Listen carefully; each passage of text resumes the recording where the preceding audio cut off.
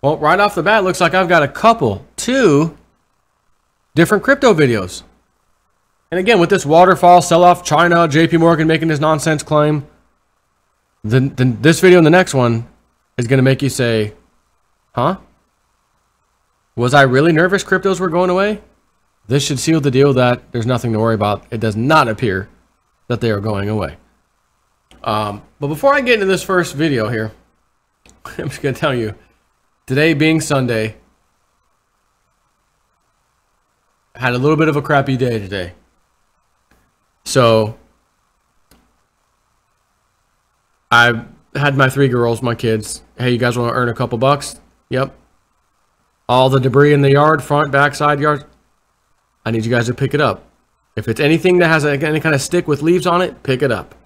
And there was quite a bit. So we amassed this massive pile in the field here, right between my little crypto cave and house, basically. Nice little open spot. There's no trees above it, you know, with the hot ash and stuff rising if I set it on fire. Didn't want to have that happen. The next thing I know, this thing is, this is a big pile. I'm like, I might need to cut this thing into 2 piles. Light one, let it burn down, and then light the other one. So I've been telling you all about this little organic farm that's not too awfully far away. And they have these trees and things you could buy. One of these trees we went there and checked out was called a Jamaican cherry tree. They produce all year round in Florida. Constantly. They're constantly producing these berries. Eat them. No seed, nothing. Just pop it in your mouth and eat it. Has a slight, almost like a cotton candy kind of a flavor. It's kind of weird. Never heard of this. Never seen one in my life till we went over there. So we decided we got to have one. So there's this 10-foot or so, I'm pretty sure it was an orange tree that's completely dead. I mean, it is dead. And my wife's like, oh, that's the perfect spot to put this thing. Can you try to, chop it down or cut it down? And I'm like, nah, I'm not cutting or chopping anything down. I'm going to get a little excavator or something. And I talked to the neighbors a little while back and just kind of throw it out there. Hey, can I pay you guys? Can I pay you? Just knock over this one tree.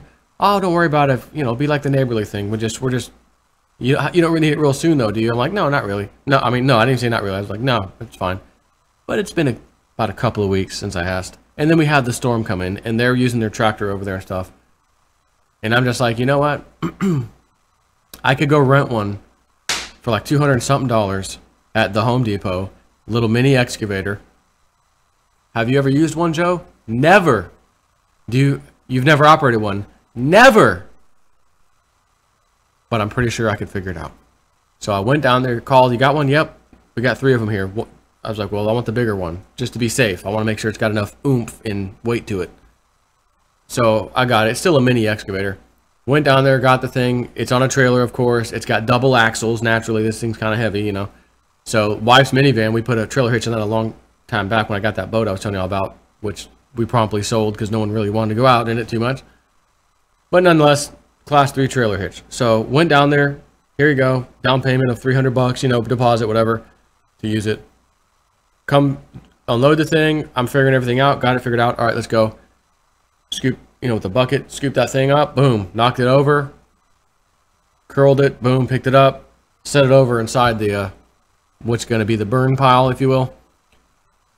Right on top. Perfect. And loaded it back up on the trailer. I'm like, well, I ran it for the whole day. It's cheaper if you rent it for 4 hours, but not much cheaper. But I was done in like 20 minutes. So I'm like, okay, I can turn this thing back in before even 4 hours is up. I wonder if I could just take it back and just say, hey, I know I ran it for a day, but I'm back, a couple hours early. Can we just change it to half a day rental? And see what they say. If they say no, whatever, I'm already back. So I'm driving it back. I'm going down a road. Speed limit's 45. And I'm the kind of guy, okay? Let me just tell you. If you let me borrow something or I rent something and I use something that's somebody else's or another company's, I don't go out there and dog it and destroy it. I treat it with the utmost respect. I'm gentle with it. I'm not out there trying to tear stuff up. It's just, I wouldn't want to turn something back in all tore up. Well, it ain't mine. Who cares? No. It's not how I roll. So naturally, I'm driving back on the interstate, 60 mile an hour in a 70 on the way to my house first time. And it's not too much of the interstate I have to drive. So it's not too short distance interstate. Get off normal roads, Speed limit 45. I'm going 35. Get home, do my thing, put it back on. Let's go. Take it back. I hadn't even made it to the interstate yet. I'm on the 45-mile-an-hour road. Pop, pop, pop, pop, pop, pop, pop, pop, pop. Oh, uh-oh. Pull over. Off the road completely. Looking back behind me, I see a fender wall. You know, the fender. Whatever the hell it's called. And a nice 2-foot section of tire tread. And a completely destroyed tire, the front right one of the trailer. Oh, nice. And as I walk by, because I go on the passenger side to walk down the road to go pick that stuff up, I hear... Well, that's funny. The tire is completely destroyed. Why am I hearing hissing? Oh, it's the tire behind it. Oh, the Schrader valve looks a little bent up. Touch it, wiggle it. Yep. Oh, great. So when that thing got destroyed and the shred flew off, and or the wheel housing, whatever the cover, and wheel well, technically I think is what it's called. One of those two things hit it, and hit it so hard enough that it caused it to leak. Fantastic. Go down there, pick the stuff up, put it on the trailer. Actually, I've ended up putting it in the back of the van. Call up Home Depot. All right, let me put you through to the other company, because even though you rent it from us, it's actually so-and-so that rents it. Okay. Talking to the person. Yeah, you look at the contract, you're responsible for anything and everything that happens. Okay. I was going 35 mile an hour. Easing on down the road. I didn't hit anything. I didn't run over nails. It blew out and destroyed the fender well. Or the, the wheel well. Well, I'm sorry, whatever. You have to deal with it. You could call your insurance company, your car insurance. Okay. Geico? Oh, you're towing a trailer? Well, we only cover the car. We can still get someone out there to help you, though. You know, that's okay. Old Snippy used to be a mechanic anyway. I'll handle it. Back the backhoe off the trailer on the side of the road, of course. Move it out of the way. What did I do? First I left it all there. Detached the trailer, because I wasn't too far from my house. I was about, 4 miles away.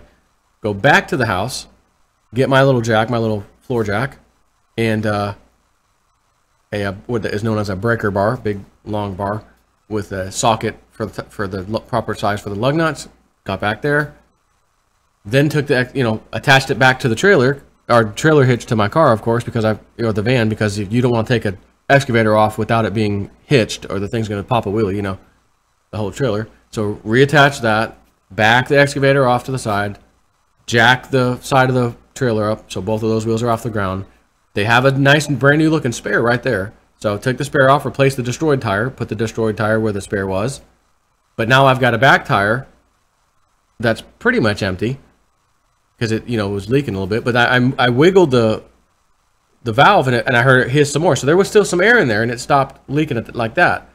So I'm like, all right, well, I need to get this thing back to the house, basically.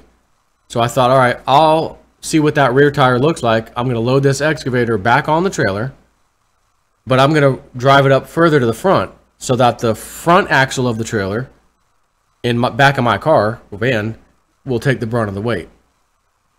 So I did that, looked at the tire, I was like, hey, you can't even hardly tell the back one's flat at all. Well, it works for me.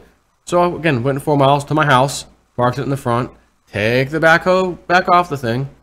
I'm calling around at Sunday. Who the hell's open? Oh, there's a place a little ways away from the house. Everyone that was near me was closed. Yeah, we're gonna close in an hour. If you can get here, I'll put because all I needed at that point was to take the right rear tire off to get that valve. What do you call it? The valve stem, or whatever, taken out and replaced. So I still got to get the excavator off so I can jack the thing up without any weight on there. Take that tire off, put it in my other car, the little Nissan Leaf. Fly down there as fast as I can. I get there in time. Yep, take care of it. All right, how much I owe you? Nah, don't worry about it. No, seriously, look, I want to pay you. No, don't worry about it. It's all good. It's just a valve. No big deal. Can I give the guy a couple bucks? Yeah. Here's $5. Can I give him $5? Yeah, give him $5. Here you go. Appreciate you jumping on that. You're about to close anyways. Thanks. $5 for his. Took him all of 2 minutes to pop that thing off and put it on. It was fast. And anyways, not that it matters. His boss said it was free. You know what? Let me throw him a tip. Throw him a little bone. Anyways, got it back home. Put the thing on. Now I can drive back to Home Depot. Back it in. I'm here. All right. Well, there's going to be an additional. No, it was like 200 and something, but a little over $200, $240 or something was the total for renting it.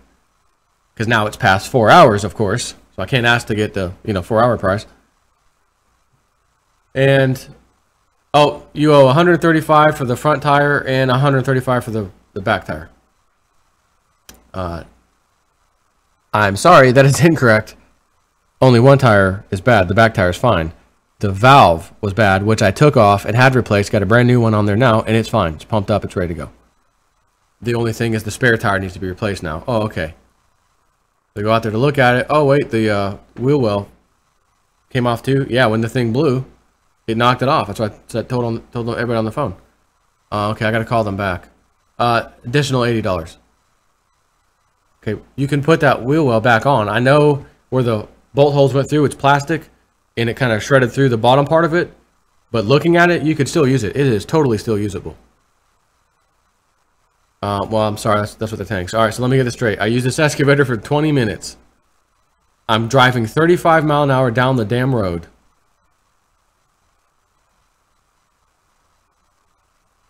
Matter of fact, now that I'm talking, this video is not going to be a crypto. I'm already 11 minutes into the story.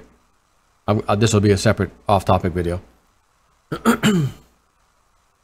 But, so I'm like, wait a minute. So I'm paying $240 for that, for you guys, the rental fee, plus an additional $135, an additional 80 or 85, whatever it was. Yep. On a tire that I have a 2-foot section of pure tread. That is a faulty tire. That is a garbage junky tire. That is not my fault, right? Because if it was my fault, I got to take responsibility. This is not my fault. I'm driving 35. What just happened with that tire cannot happen at 35 miles an hour because I hit something, ran over a nail or hit something. Not to mention the tire right behind it would have got nailed too. In my car, front and back tire, which is directly in front of this, probably would have hit it too. My tires are fine. The back tire is fine. Now, granted, you can see the mark where the tread or whatever it was hit it, like I said, and it bent the thing. But that's from the front tire, not from me hitting some object in the road. Well, okay. I'm going to call the company. His name's Mike. Mike, explain what happened. Yeah, listen, a lot of people will say the same thing, that they didn't do anything or they didn't hit anything. So I've got to come look at it. And I was like, well, that's fine. Because I said, if you want me to take, I've already taken pictures. You want me to text it to you, you'll pretty much see you got a 2-foot section of pure tread. That doesn't just fall off at 35 mile an hour because you hit something on the road even, which I didn't. But that's not going to happen at 35. It's just not happening. Unless you got a junky, messed up tire. Anyway, so he's like, yeah, I have to see it. And then, we'll look at it. If it's a bad tire, then it's not going to be an issue. But I have to look at it. So I said, okay. So he said, we'll just kind of leave the ticket open and you can drop it off. And when I get by, we'll figure it out. And then, if you owe something, you owe something. If you don't, you don't. I said, all right, so I'll go ahead and leave. So I spent most of my day dealing with that. And then I got to come home, and the neighbor behind me, he was doing it. He started a burn going on, a controlled burn, whatever, on his pile. This is like 6 o'clock in the in the evening. So I said, you know what? It's time. And I forgot, when I had that excavator, I did split it into 2 piles. One was bigger, one was smaller, but I spread them out. That way I could light the small one. I kind of wanted to see how high is the flame going to go, and it was nothing. Okay, no big deal. So then I lit, threw a little gas on it, on the bigger pile, then lit it. It went right up. And let me tell you something. That might have been the biggest bonfire you ever saw on the east side of the Mississippi. You couldn't even get anywhere near that thing. It was cooking you. Close I get was about 20 feet. Oh, that's hot. Back off. So anyways, most of it's burned down. There's very little left. It's now 8:30 at night. Before I came in here, starting to get dark, just about. So I just went ahead and hosed it all down. I wanted to hose down that ash. I don't want that crap flying around all over the place tomorrow anyways.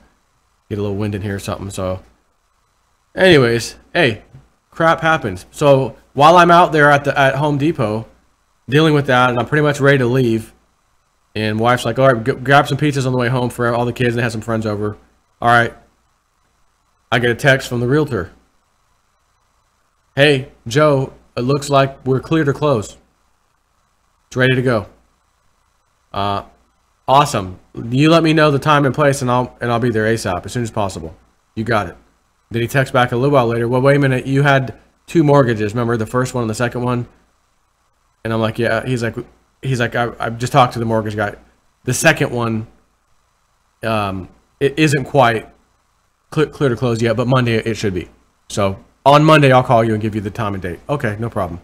So damn it, I'm ready to close. I am ready to close. I can call this place mine, get my stuff going. Evelyn, you want that damn fish farm, aquaponic, hydroponic deal? No problem. Call the people at the organic farm. Bring that sucker over. We're going to have some fish. Going to have some, some veggies and stuff, all self-contained. All you got to do really is feed the fish. Pretty much. And of course, you got to have the pump running, whatever, typical. But you got your own stuff. Now we're talking. Of course, I need some kind of little enclosure. Maybe a little mini greenhouse. They sell them at in different places. You can get those things. And that way it's in there. And I, because again, one of the thoughts I had was putting a small, even if it's like a little portable air conditioner, in there so that you can have year-round temperatures. And mainly the biggest thing is not even the cold. The biggest thing is in Florida is the heat. You get in the summertime and stuff you normally would like to grow, you cannot grow. Very limited things you can grow in the summer in Florida. So limited that you probably don't want to grow anything that you can grow. Again, which is just about nothing. So, I'm going to have solar panels on the roof. I'm going to have all this extra power generation. Bring my electric bill down.